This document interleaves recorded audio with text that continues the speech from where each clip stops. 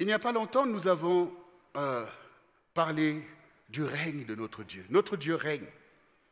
Et aujourd'hui, je veux vraiment t'entretenir sur le fait que Jésus-Christ a déclaré dans Hébreux, il disait « Tu m'as formé un corps. Tu m'as formé un corps. » C'est un grand challenge, c'est un grand défi, le corps. Parce que pour que notre Dieu puisse régner, il faut qu'il investisse des corps. De la même manière que le diable ne peut rien faire s'il n'investit pas les corps. Comment peut-il dérober, égorger et détruire s'il n'investit pas des corps? S'il n'instrumentalise pas à son avantage, puisque c'est ça son plan, dérober, égorger, détruire, s'il n'investit pas à son avantage des corps, il ne peut pas le faire. Il ne peut voler personne s'il n'a pas des mains à son service. Il ne peut tuer personne s'il n'y a personne qui prend une arme pour aller commettre un meurtre. Il ne peut rien faire, en fait. Donc, sur la terre, en fait, ceux qui règnent, les esprits qui règnent, c'est ce que les gens veulent faire régner. Si on veut faire régner des esprits, des démons guerriers, ben on prend les armes et puis allez, c'est parti. On prend des couteaux, on commet des meurtres par-ci, par-là. Si on veut faire régner des esprits impudiques, eh bien c'est parti. Les pudicités, ça y va, à tout va. Et donc, du coup, il règne. Oh, quelle génération impudique. C'est ça, en fait. Mais si maintenant, nous voulons faire régner le Seigneur des Seigneurs et le Roi des Rois, le Prince de la paix, eh bien, il faut des instruments de la paix. Des corps qui reçoivent avec confiance les ordonnances de Dieu pour lui être soumis et lui être agréable pour accomplir son œuvre de paix. Ce sont des corps qui portent le joug de Christ. Comme il a dit, prenez mon joug, vivre selon Dieu. Et ces corps, c'est l'Église. C'est l'Église bien-aimée. Et donc, toi, tu es là. Il y a un enjeu sur ton corps. Et dans le livre d'Apocalypse 14, le verset 6 et le verset 7 nous dit « Je vis un autre ange qui volait par le milieu du ciel, ayant un évangile éternel pour l'annoncer aux habitants de la terre, à toute nation, à toute tribu, à toute langue, à tout peuple. Il disait d'une voix forte, craignez Dieu et donnez-lui gloire, car l'heure de son jugement est venue, et adorez celui qui a fait le ciel et la terre et la mer et les sources d'eau. » Voici ce que l'ange dit. C'est ce qu'il te dit. D'une voix forte, pour que tu l'entendes. Il faut craindre le Seigneur. Et sans la crainte de Dieu, tu ne peux pas être délivré de Satan. Pourquoi? Parce que si tu ne crains pas Dieu, tu seras livré à toi-même. C'est exactement ce que Satan veut. Quand tu es livré à toi-même, tu es ton propre Dieu. Donc Satan pourra te dire, oui, fais un peu de bien, mais fais un peu de mal aussi. Ça te fera du bien tout ça. Et donc à partir de là, tu es victime en fait de toutes les manigances du diable et tu deviens un impudique, tu deviens un homme violent, tu deviens un intrigant en pensant que c'est toi qui as inventé ces choses. Ça c'est moi, ça c'est mon caractère. Mais non, non. Pourquoi le Seigneur disait toujours, vous ne savez pas de quel esprit vous êtes animés? Et il le disait à ses propres disciples. Donc nous aussi, nous devons nous poser la question, quand nous faisons telle chose, ou quand nous parlons de telle ou telle manière, par quel esprit nous sommes animés? Est-ce que c'est l'esprit de Dieu ou au contraire l'esprit de Satan? Est-ce que c'est par l'intrigance des démons que je me suis positionné comme ça? Il faut se poser des questions de savoir, parce que si vous n'avez pas l'esprit de Dieu, vous ne lui appartenez pas. Parce que ça veut dire que vous pouvez emmener vers Dieu quelque chose qui n'est pas son propre esprit. C'est impossible.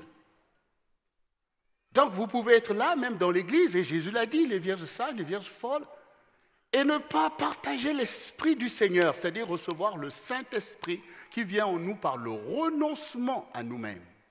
Mais pourquoi nous renonçons à nous-mêmes? Mais parce qu'on est né dans l'esprit du monde, et que l'esprit du monde, ce n'est pas l'esprit de Dieu. Ce n'est pas l'esprit de Dieu. L'esprit du monde, en fait, C'est une coalition entre Satan et la chute d'Adam et Ève. C'est ça l'esprit du monde. Esprit d'intrigance, de duplicité, de mélange de bien et de mal. Satan a besoin que tu fasses un peu de bien pour essayer de soulager ta conscience, pour dire « Oh, moi aussi, j'irai avec Dieu ». Mais pourtant, quand tu vois ce qu'il arrive à te faire faire, qui t'éloigne de Dieu. Et Dieu ne fait pas exception du péché. Voyez? Dieu ne vous rejette pas, ne vous condamne pas parce que vous êtes pécheur, mais il vient vous délivrer du péché pour vous rendre saint. Et il veut vous rendre saint parce que vous êtes de sa maison et que vous devez vous sanctifier. Et vous êtes sanctifié par quoi? Par sa parole. Et ça veut dire que sa parole n'est pas un rebut pour vous, mais c'est au contraire l'objet de votre soumission à sa parole. Parce que dans cette parole, il y a la volonté de Dieu. Et si vous vous levez contre la volonté de Dieu, vous savez vous-même l'issue des choses.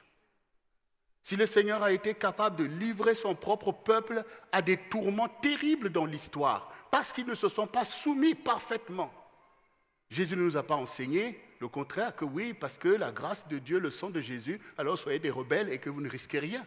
Au contraire, lisez vous-même ces paraboles. Voilà. La parabole des mines, la parabole des vierges. Toutes ces choses nous montrent qu'il est l'Éternel des armées, le Dieu d'Israël. C'est le même. C'est le même. Alors donc, nous, on entend ce que l'ange dit et nous voulons craindre Dieu. Ça veut dire de ne pas marcher par nos pensées, mais nous soumettre à la parole qui nous a précédés. Et cette parole qui nous a formés dans le sein de notre mère, nous voulons au contraire nous soumettre pour craindre Dieu qui ne parle pas en vain, parce qu'il tire vengeance de ceux qui contestent et qui se lèvent contre la connaissance de la vérité. Et maintenant, nous voulons lui donner gloire au Seigneur. Ah, ça, c'est quelque chose que tu dois méditer. On te dit de donner gloire. Jusque-là, nous savons que Dieu est Dieu de gloire. Et nous voulons que Seigneur éclaire mes ténèbres. Seigneur, aide-moi. Maintenant, Dieu, dans son amour, va jusqu'à te dire, toi, donne-moi gloire. Donc, nous avons compris que cette parole veut dire que sur la terre nous a été donnée aux uns et aux autres. Et nous faisons ce que nous voulons faire sur la terre. Nous faisons régner, comme j'ai dit, des esprits. Même l'Antéchrist va venir, on va l'accueillir avec des acclamations. Bon, mais à toi le fidèle, à toi que Dieu a parlé comme il a parlé à Pierre, à Jean, à Jacques et à tous ces saints qui ont marché. Il dit, donnez à l'Éternel gloire. Ça veut dire que dans ta vie de tous les jours, pense à donner à Dieu la gloire. Et cette gloire, tu ne vas pas l'inventer, elle est écrite dans la parole. Le Seigneur t'enseigne comment lui donner gloire. La première des choses, c'est comment tu te tiens dans ta vie, dans ton corps. Quel témoignage tu apportes. Et si tu veux donner gloire à Dieu, tu vas réaliser que cette gloire, tu vas la donner aussi par ce que tu portes, par ce que tu es, par ce que tu fais, par ce que tu dis. Toutes ces choses, tu les fais en pensant que Dieu doit être glorifié dans ma vie. Et quand nous sommes ici rassemblés, nous sommes le centre du réveil chrétien. Est-ce que nous sommes le centre du réveil chrétien pour pouvoir nous donner un nom ou parce que nous avons reçu la révélation que Dieu établit un réveil dont nous sommes des vecteurs? Et que tous les moyens doivent être utilisés pour que ces choses s'accomplissent, parce que la gloire de Dieu va se manifester. Mais cette gloire de Dieu qui va se manifester, c'est celle que nous donnons dans l'histoire. C'est celle dont nous sommes les témoins pour que ceux qui sont aveugles le voient, ceux qui sont sourds l'entendent, ceux qui ne peuvent pas entendre des choses spirituelles, ils l'entendront de notre bouche. Ceux qui ne peuvent pas voir le Christ, des visitations de toutes sortes, ils verront Christ en chacun de nous. Et comment ils le verront? Par la manifestation de ses œuvres en nous. Comment les disciples de Jésus ont été appelés chrétiens? Ils ne se sont pas donné ce nom. C'est à Corinthe que c'est sorti quand les gens les ont vus, ils se sont souvenus du ministère de Jésus, de ses prodiges et de ses miracles, et qu'ils les ont vus au travers de ses disciples, ils ont dit oui, ça c'est des chrétiens. Et c'est ce que Jésus te demande aussi, pas seulement dire je suis chrétien, mais en fait toi aussi manifeste les œuvres de Christ afin qu'on dise que tu es un petit Christ. Un petit Christ, c'est ce que tu as besoin d'être. Parce que c'est comme ça que tu vas lui donner gloire. Parce que Jésus va mettre son joug sur toi. Il va te dire prie, jeûne. Il va te dire va prêcher là. Il va te dire va chanter mes louanges à tel endroit. Et c'est comme ça en fait que nous donnons gloire au Seigneur. Le fait que nous soyons là, rassemblés, et que le diable te rappelle que mais non, mais là tu as faim, il est midi là. Il faut que tu rentres. Mais tu es là parce que tu veux donner gloire à Dieu, parce que nous sommes rassemblés pour lui donner un culte. Et nous voulons le louer, nous voulons prier, nous voulons surtout l'écouter aussi. C'est que tu as décidé de donner gloire. Et tu sais toi-même, quand tu n'étais pas dans ces choses, combien Satan dominait ton temps. Combien tu pouvais passer toute la nuit en boîte de nuit. D'ailleurs, même des fois, ce n'est pas seulement la nuit, ça poursuivait le matin. Et comme par hasard, tu n'étais jamais fatigué. Et quand tu rentres, ce n'est pas fini, on continue. Tu ne donnais pas gloire au Seigneur. Parce que pour donner gloire à Dieu, il faut lui donner ton temps en fait. Tout ce que Dieu vous demande, c'est le temps. Parce que un temps vous a été donné dans lequel vous faites vos choix. Vous faites ce que vous voulez. Et Satan aussi demande le temps. Parce que pour accomplir ses œuvres au travers de toi, il a besoin que tu lui donnes ton temps pour pouvoir rentrer dans ces choses toujours de plus en plus abominables. Mais quand Dieu demande ton temps, parce qu'il est le maître des temps et des circonstances, c'est pour créer des circonstances de sa gloire. Il a besoin de ce temps. Et tu as besoin de consacrer des choses, consacrer le temps, consacrer ta vie, consacrer tes actions pour la gloire de Dieu. Parce que tu as compris que Jésus est descendu pour te donner cette gloire. Et que toi aussi, maintenant, tu vis pour que cette gloire soit manifestée. Et donc, dans Hébreux 10, versets 5 à 8, le Seigneur dit, il est dit, c'est pourquoi Christ, entrant dans le monde, dit, tu n'as voulu ni sacrifice, ni offrande, mais tu m'as formé un corps. Tu n'as agréé ni holocauste, ni sacrifice pour le péché du monde. Alors j'ai dit, voici, je viens. Dans le rouleau du livre, il est question de moi pour faire, ô Dieu, ta volonté.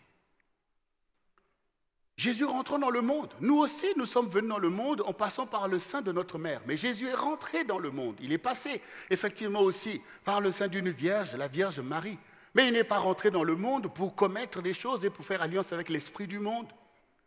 Il est venu pour être notre représentant devant Dieu, notre frère, pour être celui qui aura accompli parfaitement la loi de Dieu sans jamais pécher, sans jamais commettre de fraude, pour aller intercéder pour nous devant Dieu. Parce qu'il n'y a que celui qui s'est soumis à Dieu qui peut avoir une intercession, qui a de l'écho là-haut.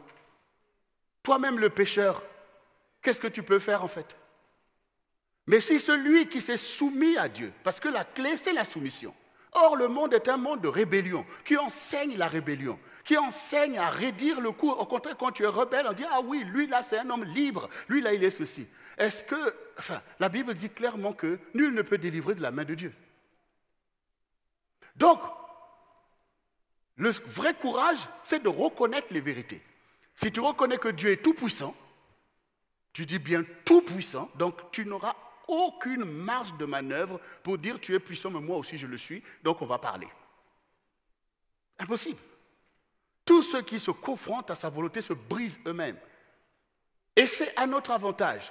Parce que si nous savons tout ce que l'ennemi fomente contre nous, contre le peuple de Dieu, tous les impies qui se dressent, si Jésus n'était pas le rocher sur lequel nous nous tenons, et que ceux qui viennent contre nous se fracassent contre ce rocher, et ceux sur qui nous tombons sont écrasés, comment nous pouvons survivre? Donc ne conteste pas avec la volonté de ton Dieu qui est ferme et inébranlable. C'est à ton avantage. Parce que si ton Dieu pouvait changer, parce que lui aussi veut parlementer et tout, il n'y aurait aucune assurance pour nous de placer toute notre espérance, notre vie, et penser qu'on va sortir avec des choses qui changent. Aujourd'hui c'est comme ça, demain c'est comme ça. Non. Apprends à respecter la volonté de ton Dieu parce qu'elle est à ton avantage. Ça te donne au moins l'opportunité de savoir que si je fais ce choix, je ne serai pas confus. Tu m'as formé un corps. C'est là l'enseignement que le Seigneur nous donne. Parce qu'un disciple, il n'est pas plus grand que son maître, mais il est comme son maître. Donc, ce que Jésus a fait, c'est notre leitmotiv, c'est ce que nous voulons faire. Parce que si Dieu l'a ressuscité des morts, il témoigne par là que si nous obéissons au Seigneur, si nous nous soumettons, il ne nous abandonnera pas dans la confusion. Et donc, toutes les promesses de la résurrection sont nôtres. Et il nous faut aussi être aveugles pour nous douter nous-mêmes de l'espérance qui est dans l'Évangile, pour se dire, oh oui, mais est-ce que tout ça, c'est même vrai qu'aujourd'hui, je dois vivre en obéissant à Dieu, pourquoi ne pas faire comme les païens, les impies qui disent, oui, mangeons, buvons, demain nous mourrons, et que moi aussi je fais la fête. Tu ne peux pas douter de l'espérance. Tu ne peux pas douter de la vie éternelle.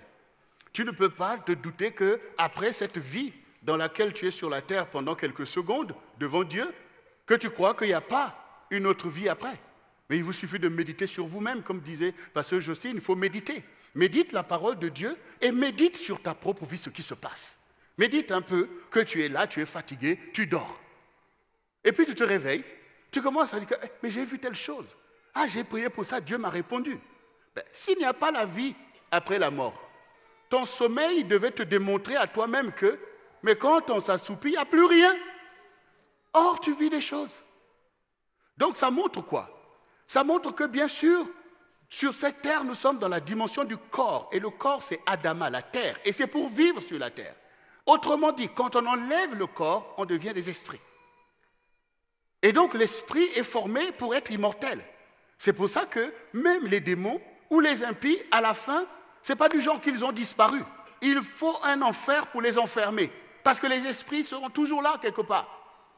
Donc ça montre que Dieu a formé l'esprit de l'homme à son propre image. Et l'âme, toutes ces choses sont immortelles. C'est pour ça qu'au-delà de vous, il y a toujours des choses qui manifestent d'autres choses au-delà de la réalité que vit votre corps. Votre corps, certaines personnes peuvent souvent, vous voyez, quand les personnes qui sont paralysées par des maladies qui tombent dans une sorte de coma pendant même des années. Et j'avais suivi un témoignage d'une personne comme ça qui avait fait des années dans cette dimension de coma, c'est-à-dire qu'il était devenu vraiment végétatif à un point où on sait il y avait toujours les facultés de vie qui étaient là, mais il ne pouvait rien faire, il ne pouvait pas bouger son corps. Mais quand, des années plus tard, il est sorti de cette situation, en fait, il a témoigné tout ce qu'il vivait pendant tout ce qui se passait, en fait. Et il expliquait que, mais en fait, je voulais m'exprimer, mais je ne pouvais pas, mais je sentais, je entendais les choses que les gens disaient. Et ma grande hantise, c'était qu'il soit débranché. Que les gens se disent que celui-là, il faut aller l'enterrer. Parce qu'il était conscient. Mais son corps n'était pas en état d'exprimer ce qui était dans son esprit. Parce que quand vous êtes là, vous ne réfléchissez pas pourquoi tu arrives à parler. Tu ne réfléchis pas pourquoi tu arrives à vous penser quelque chose, boum, ta main agit. Vous ne pensez pas toute la science qui est mise en œuvre pour lier votre esprit et votre âme et votre corps pour faire ce que... Tout ça, c'est la puissance de Dieu. C'est la puissance de Dieu. Et ne croyez pas que parce que vous quittez ce monde ou que vous mourrez, c'est fini. Il n'y a plus rien. Il n'y a plus rien. Non. Il y a ce qui avait commencé dans le jardin d'Éden et qui se poursuivra après l'histoire de l'homme. Et donc, nous ne pouvons que, nous aussi maintenant, rentrer dans cet enseignement que Jésus nous a emmené. Si nous sommes les témoins, nous sommes témoins de sa résurrection. Nous sommes témoins de la résurrection de Lazare. Nous sommes témoins pour vivre comme des témoins véridiques. Pas comme des gens qui sont dans la duplicité, comme l'étaient ces pharisiens, qui montraient un visage dans la religiosité et un autre, en fait, dans le monde où il y avait une telle méchanceté. Donc, nous aussi, nous comprenons que tout se passe dans le corps. Ça se passe dans le corps bien-aimé. Et que le corps est quelque chose d'important, parce que tout ça, c'est la gloire de Dieu. Mais quand le Seigneur nous dit que je suis venu, ô Dieu, pour faire ta volonté. Et toi aussi, maintenant, qui es né, non pas de la chair, mais de l'eau et de l'esprit, tu as besoin de savoir que tu es là pour faire la volonté de Dieu. Et donc, pour cela, il faut vaincre la corruption qui est dans l'esprit du monde. Nous avons nos philosophies, nos idéologies, même dans nos familles, il y a des traditions. Et dans ces traditions, il y a beaucoup de corruption. Mais il y a la corruption de l'esprit du monde et nous le voyons nous-mêmes par les choses honteuses que nous pouvons faire et que nous ne pouvons pas le témoigner publiquement. Et c'est ce que vous voyez dans 1 Corinthiens, le chapitre 6 et le verset 9 qui dit « Ne savez-vous pas que les injustes n'hériteront point du royaume de Dieu ? Ne vous y trompez pas, ni les impudiques, ni les idolâtres, ni les adultères, ni les efféminés, ni les infâmes, ni les voleurs, ni les cupides, ni les ivrognes, ni les outrageux, ni les ravisseurs n'hériteront le royaume de Dieu. Et c'est là ce que vous étiez, quelques-uns d'entre vous. Mais vous avez été lavés, mais vous avez été sanctifiés, mais vous avez été justifiés au nom du Seigneur Jésus et par l'Esprit de notre Dieu. Donc nous voyons nous-mêmes que le monde est un monde qui déploie en fait toutes les idéologies du diable par l'injustice, par l'impudicité, par toutes sortes d'idolâtries et d'adultère. Toutes ces choses, c'est l'esprit du monde. Et dans le monde, on exalte ces choses. Chacun se croit fort de faire ces choses, se croit malin de faire ces choses. Et Dieu voit. Et il y a des livres. Dieu voit. Et le Seigneur, les apôtres ici veulent nous faire savoir que ne vous bercez pas d'illusions en croyant que vous pouvez continuer à être dans l'esprit du monde et croire que le royaume de Dieu nous attend et puis on finit et puis on continue comme ça. Mais ton âme que tu continues à souiller au lieu de le sanctifier s'en ira lui-même loin de Dieu. C'est ça qu'on oublie en fait. Les choses auxquelles tu as habitué ton âme, c'est là que tu le destines. Parce que quand le corps ne sera plus là, l'âme ira vers là où tu l'as destiné. Si tu fais les choses du diable, c'est là que ton âme ira. Parce que comment ton âme va aller vers Dieu et que tu ne lui as pas appris pendant que tu es dans ton corps? Pourquoi David dit « Mon âme bénit l'Éternel ». Souviens-toi de tous ces bienfaits que c'est lui qui te guérit. C'est qu'il veut donner à son âme une orientation éternelle. Qu'au moment où tu quittes ce corps, tu vas vers ton Dieu que tu as servi pendant le temps qui t'a été donné. C'est comme si maintenant vous croyez que vous allez enseigner à vos enfants des choses et que quand vous n'êtes pas là, ces choses-là, ils ne les connaissent pas. Mais bien sûr, ils connaissent ce que vous lui avez enseigné. Si c'est le mensonge, ils seront menteurs comme vous. Si c'est l'impudicité, ils le sauront aussi. Mais si c'est la crainte de Dieu, ils connaissent ces choses. Même s'ils se rebellent, ils reviendront à l'ordre parce que Dieu leur rappellera des choses qui leur ont été enseignées.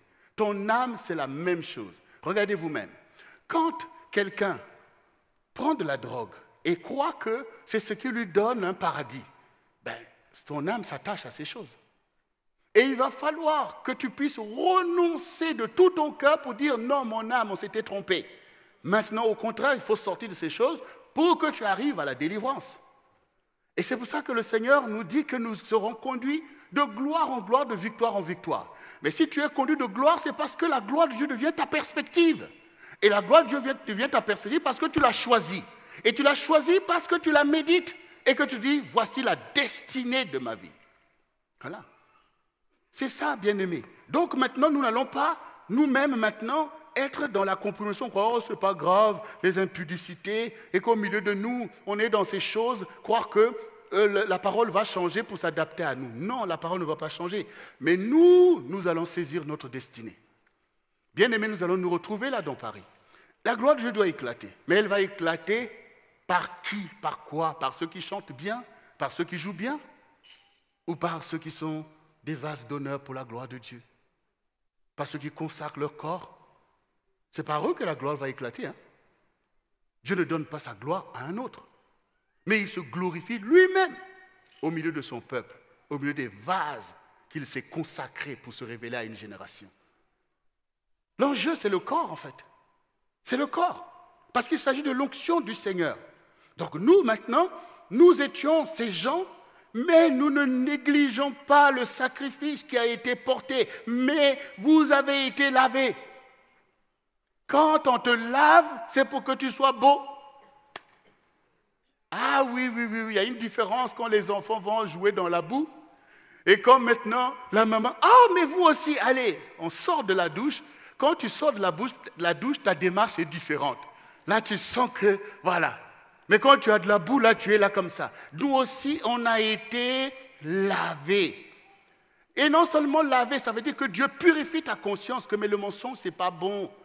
La tromperie, c'est pas bon. La double vie, c'est pas bon. Ces impudicités, cette jouissance de la chair, ce n'est pas bon. Ça, c'est te laver. Il lave ta conscience de la corruption que le diable dit non, c'est bon comme ça. Donc, il te purifie. Et il t'a sanctifié. C'est-à-dire que maintenant, tu es mis à part pour Dieu. C'est ça la sanctification. Mis à part pour Dieu. Donc là, on commence à retrouver le corps. On passe de la chair, qui sont les souillures de l'âme, pour pouvoir passer au corps, qui est un vase d'honneur. On commence à te mettre à part pour Dieu. Et quand un vase est placé, celui qui l'a placé sait ce qu'il va mettre dedans.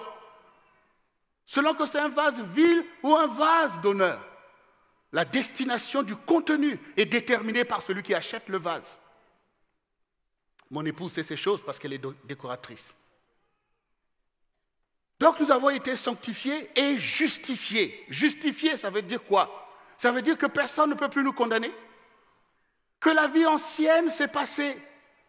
Parce que Dieu ferme les yeux sur les temps d'ignorance. Ça veut dire que Satan ne peut pas nous garder enfermés dans les temps d'ignorance. Il ne peut pas continuer à faire prévaloir les temps d'ignorance pour te dire « Ah, toi tu es ceci, toi tu es celi ». Sa bouche sera fermée par la manifestation des œuvres de Dieu qu'il fait au milieu de toi. Mais oui, Dieu t'a justifié. Et en rentrant dans cette délivrance, tu témoignes toi-même que Dieu t'avait choisi dès le sein de ta mère pour lui appartenir et que tu n'appartiens pas à Satan, malgré ce qui s'est passé au jour de ton ignorance ou de ta faiblesse. Et tout cela, c'est l'œuvre du Seigneur Jésus et du Saint-Esprit qui nous a été donné. Et le verset 12 nous dit « Tout m'est permis, mais tout n'est pas utile. Tout m'est permis. Mais je ne me laisserai pas asservir par quoi que ce soit. Les aliments sont pour le ventre et le ventre est pour les aliments. Et Dieu détruira l'un comme l'autre. Mais le corps n'est pas pour l'impudicité et il est pour le Seigneur. Et le Seigneur est pour le corps.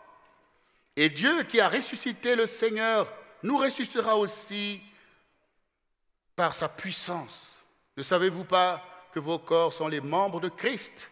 Prendrai-je donc les membres de Christ pour en faire les membres d'une prostituée? Loin de là. Ne savez-vous pas que celui qui s'attache à la prostituée est un corps avec elle? Car il est dit, les deux deviendront une seule chair. Mais celui qui s'attache au Seigneur est avec lui un seul esprit. Fuyez l'impudicité. Quelques autres péchés qu'un homme commette, ce péché est hors du corps. Mais celui qui se livre à l'impudicité pêche contre son propre corps. Le Seigneur, le corps est pour le Seigneur. Voici l'enseignement de l'Église. Ton corps pour le Seigneur. Parce que Jésus a dit, je serai avec vous jusqu'à la fin du monde. Donc il investit des corps. Christ en toi, l'espérance de la gloire. Et c'est cette gloire que ta génération a besoin de voir. Ce sont les œuvres de Christ. C'est Dieu qui doit se manifester en toi. Et donc c'est ton corps l'enjeu. Si on prend le temps, on enseigne, c'est pour l'enjeu de ton corps. Il faut que ce corps appartienne au Seigneur. Voilà. Et si tu pêches contre ton propre corps, parce que là, c'est quand même le péché grave de l'impudicité, la Bible parle de la fureur de l'impudicité qui impacte notre génération. Et je peux vous dire que ce n'est pas du tout un petit sujet. Parce que quand vous arrivez dans un monde pollué, déjà par la pornographie, comment échapper en fait?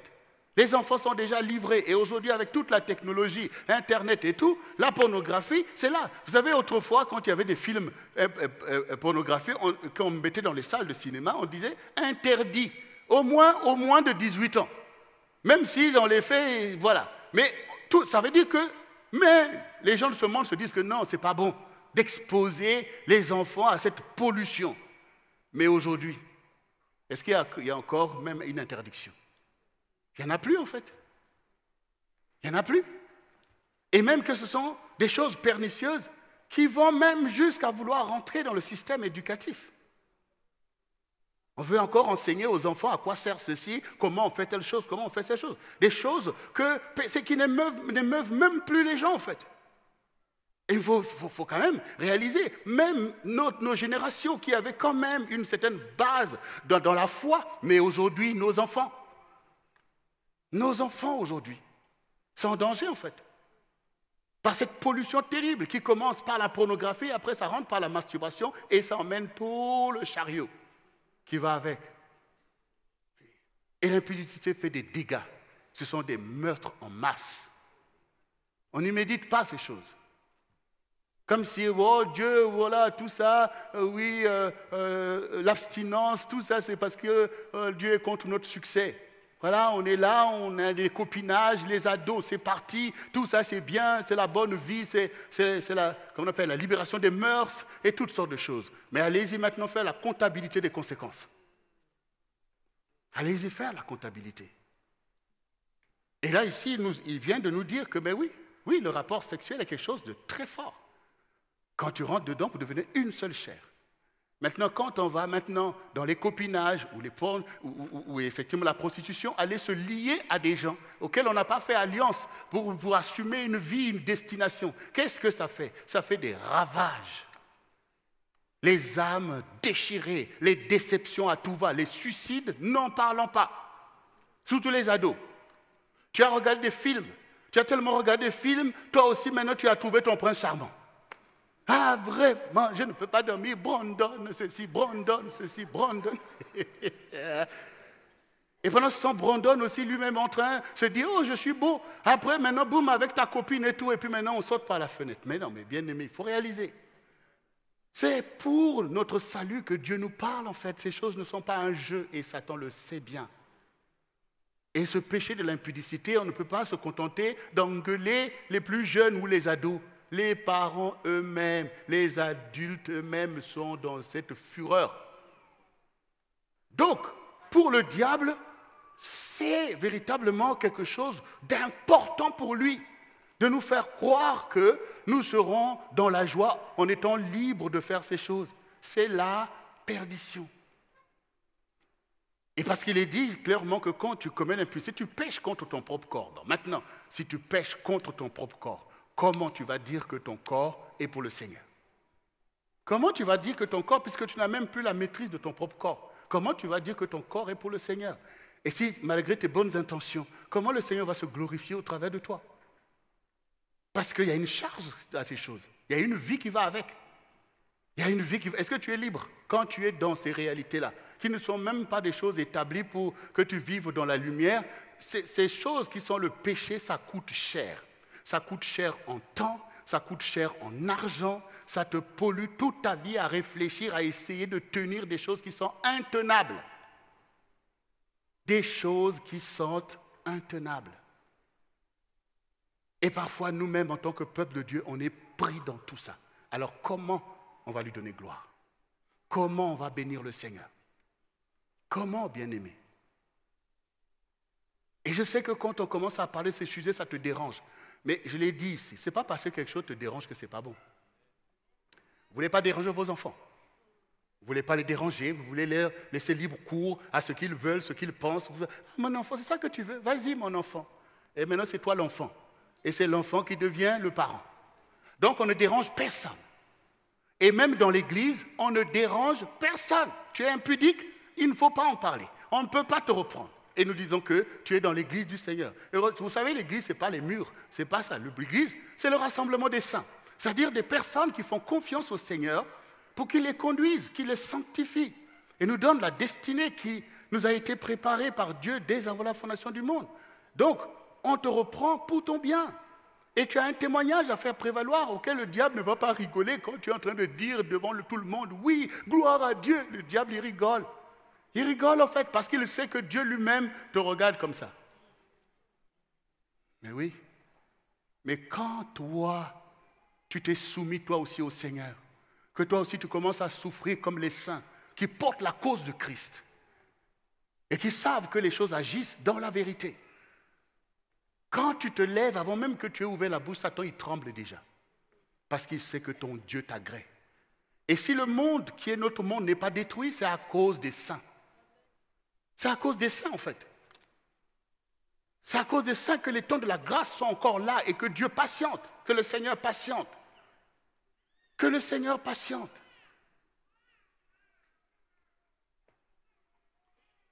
Le corps est pour le Seigneur. Et le corps dont il s'agit, qu'il est question maintenant, c'est ton corps. Tu as besoin maintenant de rentrer dans cette liberté de dire « mon corps est pour le Seigneur ». Quand tu le dis, c'est ta victoire en fait. C'est ça ton culte. C'est de témoigner de ce que Jésus a fait de toi. Parce que maintenant, toi aussi, tu es un petit Christ.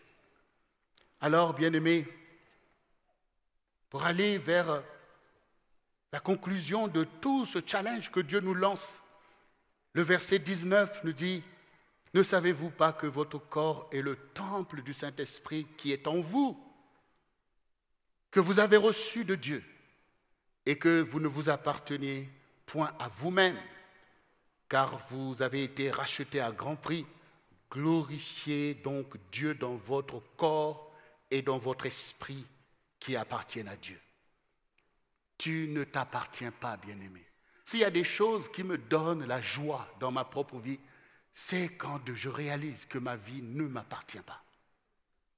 Et cette vie appartient à quelqu'un qui est plus grand que moi, qui est le Seigneur. C'est ça l'important.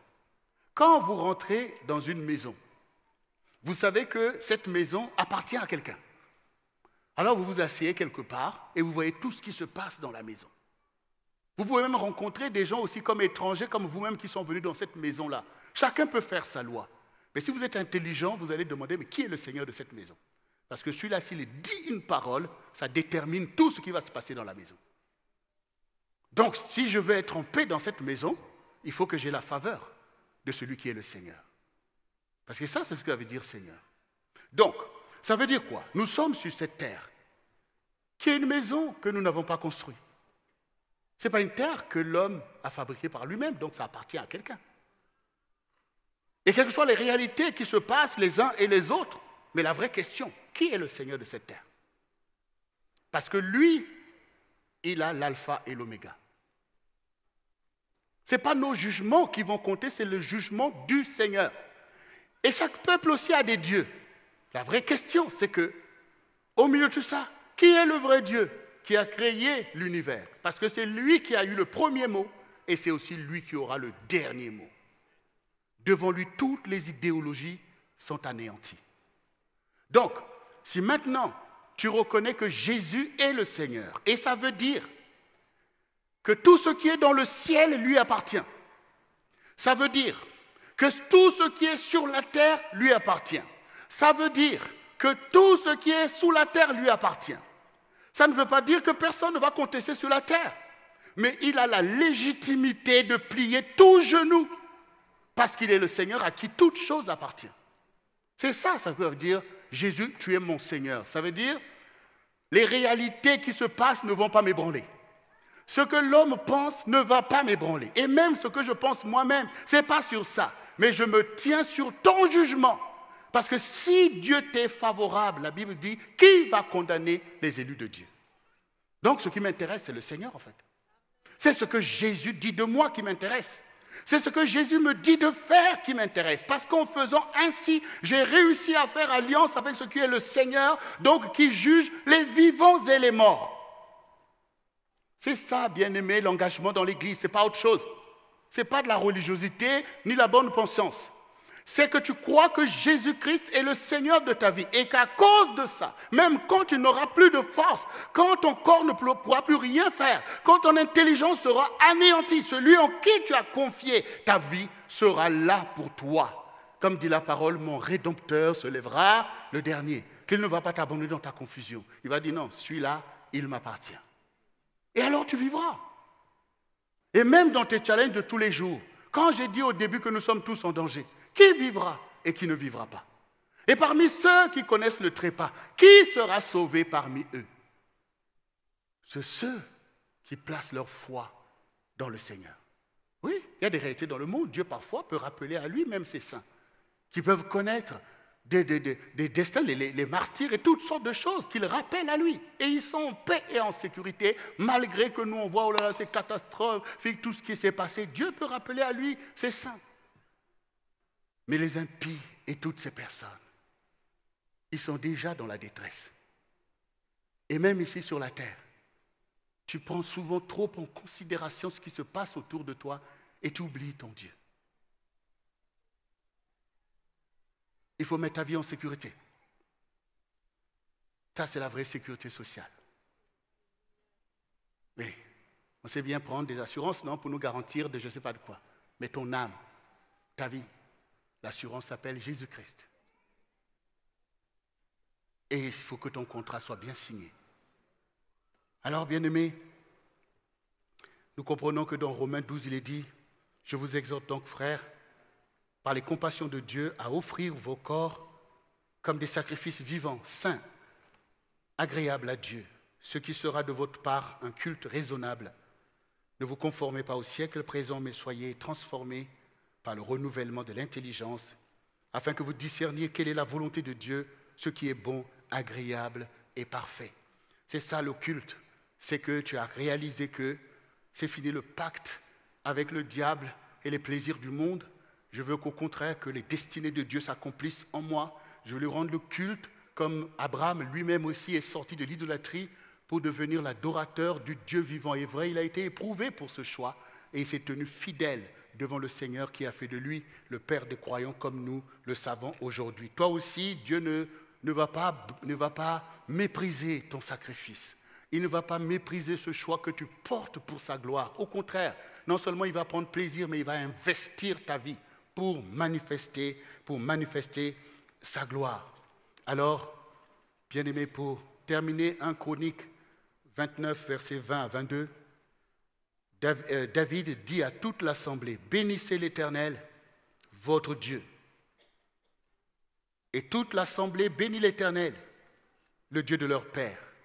Ils s'inclinèrent et se prosternèrent devant l'Éternel et devant le roi. Le lendemain de ce jour, ils offrirent en sacrifice et en holocauste à l'Éternel 1000 taureaux, 1000 béliers, 1000 agneaux, avec des libations ordinaires et d'autres sacrifices en grand nombre pour tout Israël. Ils mangèrent et burent en ce jour-là devant l'Éternel avec une grande joie. Ils proclamèrent au roi pour la seconde fois Salomon, fils de David. Ils joignirent devant l'Éternel comme chef et ils joignirent Tchadok comme sacrificateur. C'est le conseil de celui qui a publié les louanges du Seigneur avant nous avec excellence et puissance. Il dit, bénissez l'Éternel à toute l'assemblée et à toute l'Église. Bénissez l'Éternel. Nous devons bénir notre Dieu. Nos vies doivent le bénir. Et nos louanges sont là pour bénir son saint nom au milieu de notre génération. Et nous l'adorons, nous prosternons devant lui. Mais bénir Dieu, ce n'est pas des paroles, ce sont des actes. Et ici, ce jour-là encore, les enfants d'Israël, qui sont le peuple d'adorateurs que Dieu s'est choisi lui-même, et il sait pourquoi, ont exalté le nom de leur Dieu en se sacrifiant par leur sacrifice. Et ce jour-là, ils ont établi le sacrifice de 1000 holocaustes. C'est la signature de Salomon. Par mimétisme à son propre père, qui est le roi David, le seul roi que le Seigneur prend comme modèle et qui reste aujourd'hui le roi d'Israël. 1000 holocaustes. Parce que c'est une alliance. Et cela témoigne que nous ne sommes pas des idolâtres, des adorateurs de Mammon, mais que nous adorons Dieu. Et si nous sommes capables de consacrer nos vies, ce n'est pas nos biens que nous ne pouvons pas consacrer.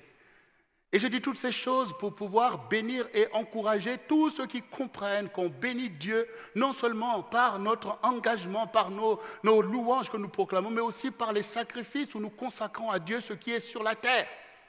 Les choses que le diable demande et parfois qu'on lui donne comme ça, nous commençons aussi, nous aussi, à sacrifier nos 1000 holocaustes au Seigneur. Et que personne ne te trompe.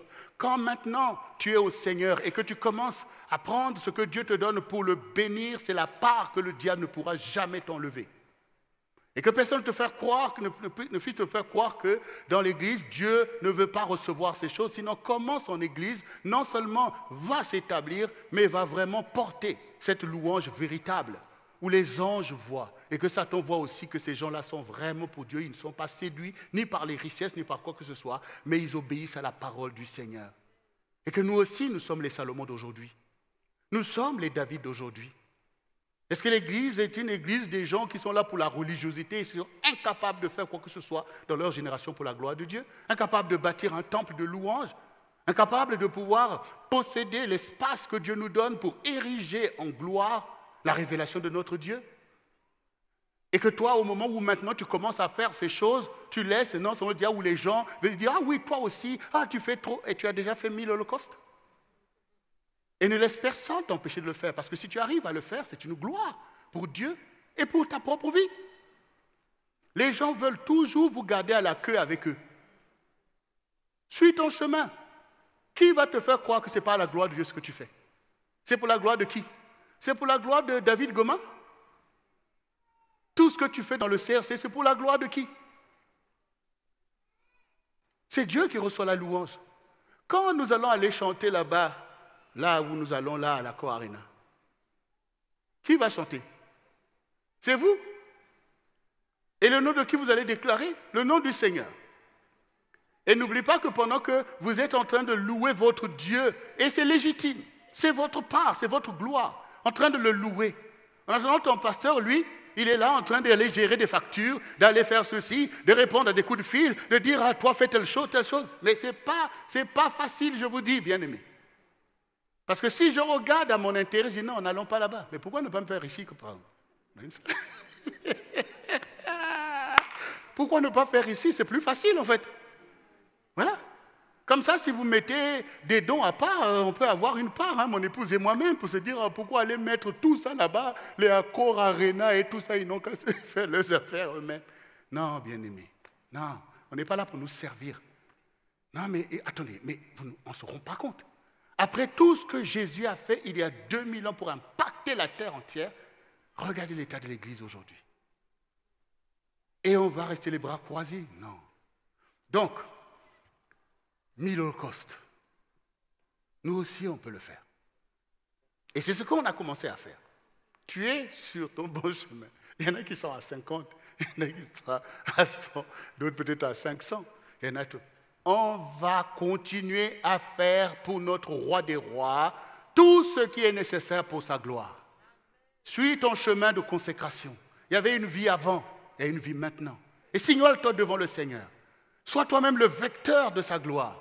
Et sois aussi quelqu'un dans l'Église, quelqu'un de recommandable. Quelqu'un qui est là pour enseigner par son témoignage à l'Église d'être victorieuse.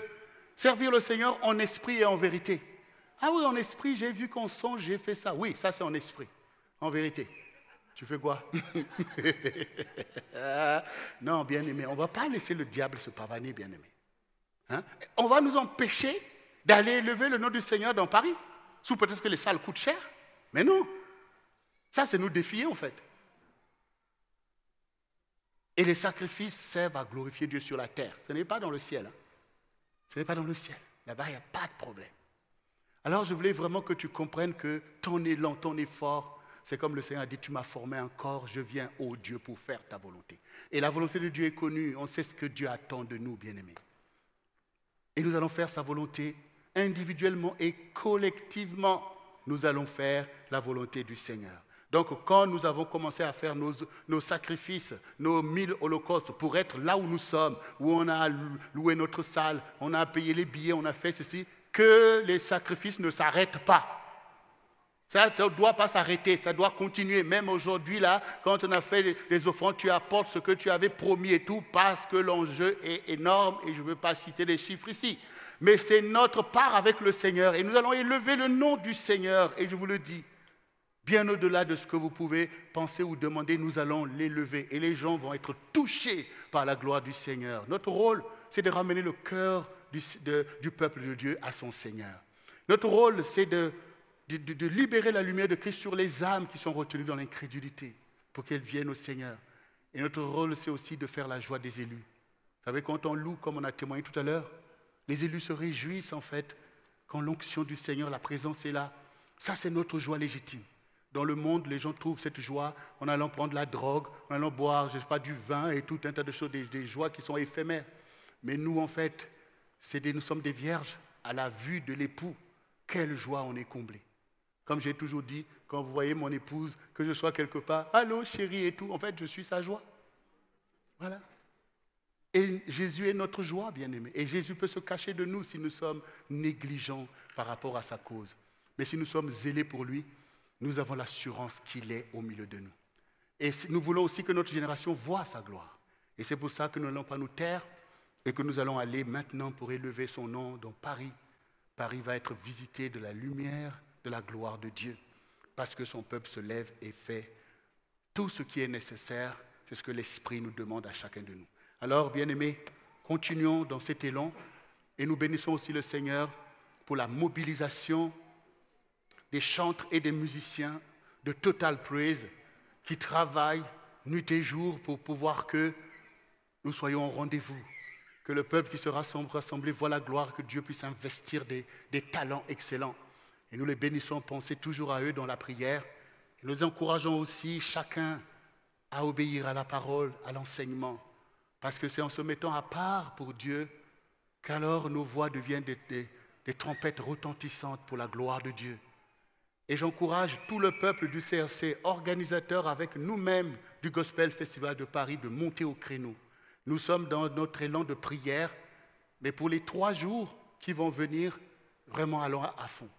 Parce que pourquoi? Parce que si maintenant nous avons fait venir tous ces artistes qui viendront pour louer avec Total Praise, parce que nous avons manifesté du zèle pour ça, mais il faut aussi un zèle pour rassembler un grand public dans cette salle. Et nous n'y sommes pas encore. Malgré tout l'enthousiasme que vous voyez sur Internet, chacun dit même d'autres, je n'arrive pas à trouver de place et tout ça. Non, il ne faut pas se laisser avoir. Nous avons besoin encore de travailler pour que nous soyons là, Total Praise en place, et que Paris puisse monter sur cette montagne, que l'on vienne de partout. Et je vous demande de nous appuyer toujours par vos prières, par une consécration intense. On va dire, Seigneur, nous voulons que ta gloire éclate. Donc nous allons être dans des missions de dernière minute pour atteindre ces objectifs. Alors ceux qui vont pouvoir avoir la force de jeûner, faites-le. Faites-le pour dire oui, Seigneur, je prie pour pouvoir soutenir le pasteur David et le pasteur Jocelyne là en première ligne. Je prie parce qu'ils en ont besoin pour atteindre tel objectif. Je prie parce que, Seigneur, tu dois, même si c'est en semaine. Vous voyez, c'est aussi ça. En semaine, tout ça, bon, on est fatigué, on revient du travail. Est-ce que Non, on va pouvoir dire, Seigneur, on libère leur chemin. Ce jour-là, pas de bouchon pour ceux qui viennent au concert à la Cor Arena. Parce que, voilà, tout ça, c'est un combat spirituel. L'opposition de l'ennemi est dans une dimension que vous... On va en parler après. On va en parler des choses vraiment que l'ennemi a fait dans l'opposition pour vouloir empêcher cet événement. Vous allez vous dire, mais ce n'est pas possible. Mais vraiment, je vous dis, même les banquiers eux-mêmes, un virement qu'on envoie, tout d'un coup, le virement n'arrive pas. Pourquoi? Parce que, soi-disant, telle banque, tous les virements sont bloqués pour les États-Unis. Mais pour quelle raison? On ne sait pas. Et pendant ce temps, les autres là-bas disent, mais attends, on n'a toujours rien reçu.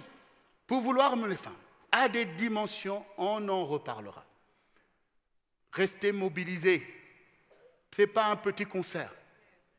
Ce n'est pas un petit concert. Que celui qui a des oreilles pour entendre, entend. Et celui qui a une bouche pour prier, qu'il prie. Et je compte sur chacun d'entre vous. On acclame le Seigneur. Merci Jésus. Nous sommes victorieux parce que le Seigneur est avec nous. Bien-aimés, nous allons nous mettre debout. Nous allons nous mettre debout pour pouvoir vraiment consacrer nos corps au Seigneur. Nous allons consacrer nos corps. Même toi qui es peut-être venu pour la première fois. Ne te dis pas qu'ah oui, moi je suis, c'est ça, moi je suis dans l'impudicité. Tu as entendu la parole et c'est la parole qui te sanctifie. La parole de Dieu, c'est comme l'amour. Quand tu rencontres quelqu'un de ta vie qui te parle, tu pars, ah, mais comment il m'a parlé? On t'a toujours parlé, pourquoi lui c'est différent? Non, ça c'est le destin. Donc maintenant que toi aussi tu as entendu la parole que tu as entendue, cette parole devient légitime, que toi aussi tu agrées le Seigneur. Et Dieu fermera les yeux sur les temps de ton ignorance. Il ne te condamne pas à ces choses. Mais cette parole sera pour toi une source de délivrance. Et toi aussi, quand tu seras là-bas à la Cor Arena, tu vas dire, c'est nous le peuple de Dieu. Parce que cette parole te sanctifie. Parce que tu n'endurcis pas ton cœur. Alors répète après moi, Seigneur Jésus, j'ai entendu ta parole et je n'endurcis pas mon cœur. Mais je reconnais que ta parole est la vérité.